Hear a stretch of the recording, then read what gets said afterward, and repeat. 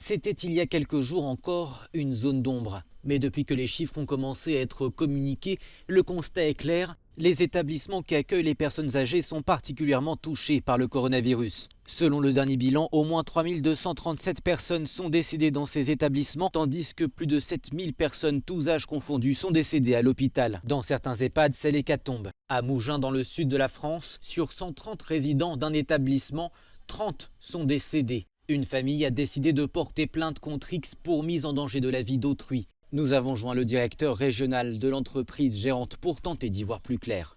À ce stade, nous n'avons pas d'informations éclairées qui nous permettent de savoir exactement ce qui s'est passé. Ce qui est certain, c'est que le virus était finalement depuis plusieurs jours, peut-être même semaines, dans l'établissement, de manière masquée, si je puis dire, au vu de l'explosion que nous avons eue des nouveaux cas.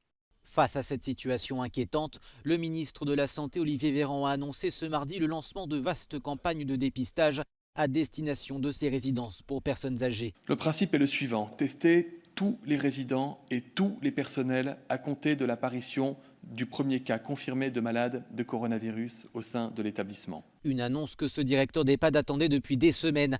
Dans ces deux établissements, en Haute-Savoie, tout près d'un cluster du début de l'épidémie, 30 résidents sont décédés en tout depuis le début. Les capacités de test étaient au départ très limitées, mais de strictes mesures ont été prises très tôt. Le virus a quand même circulé.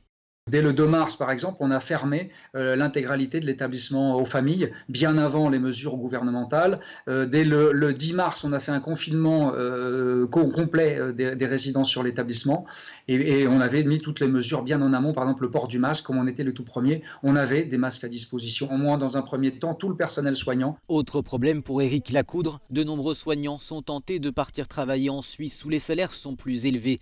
Résultat, le manque d'effectifs ordinaires est apparu de manière plus criante encore en période de crise sanitaire.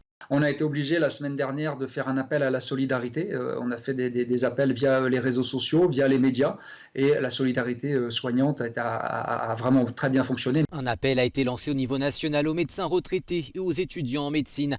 À ce jour, 720 réservistes sanitaires ont été mobilisés depuis le début de la crise en France.